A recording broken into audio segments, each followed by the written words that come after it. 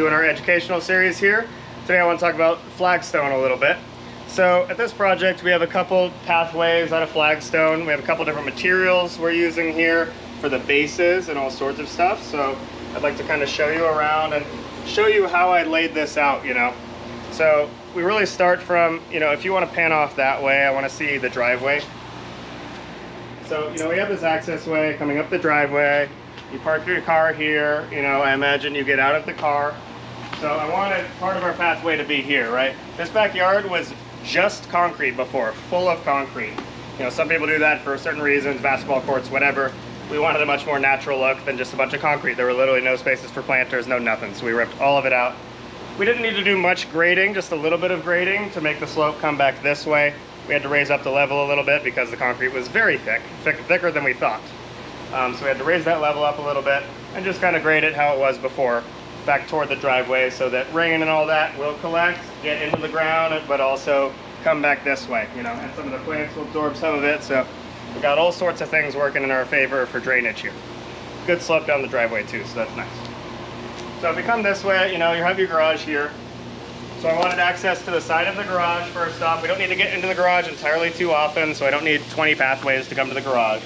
But I wanted to just come through here one time, and we have our garage door. You can see in this flagstone here, we chose a very interesting flagstone. Very cool color.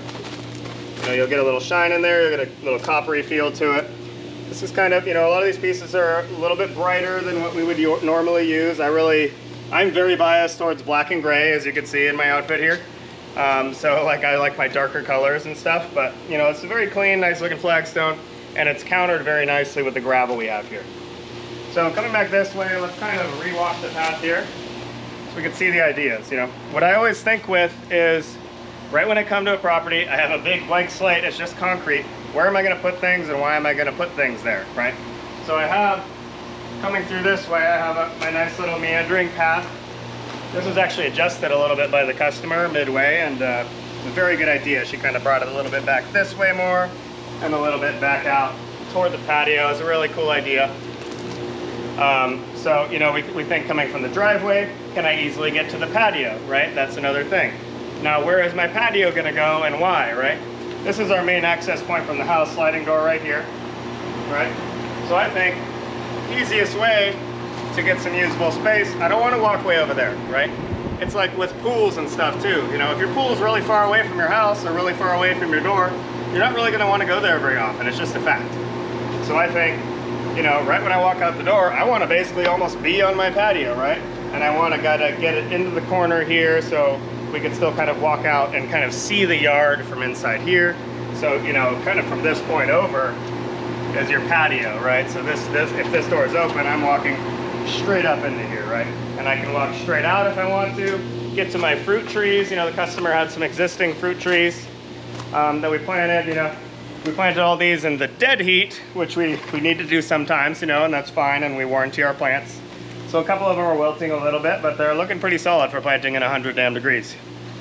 So this comes out here, and so for the patio, you can come in here. For the patio, we actually mortared between the flagstone. So there's actually a mortar slash concrete base down beneath all the flagstone. This is still curing. It's going to brighten up just a little bit in between, a little bit more natural. So we got a mortar concrete base for actually all the flagstone. The base is actually all mortar. For the patio, just because we have chairs moving around and stuff, we don't want them getting stuck if I put the gravel between. So between, I have the mortar for the patio, but for the pathway, for a little bit more of a natural open look, we have the gravel coming between. But yeah, literally I can dig down right here and you'll see some mortar on the base, right? For the flagstone, right? So all these pieces are very stable. They're not gonna shift pretty much at all. And yeah, that's pretty much it on the flagstone.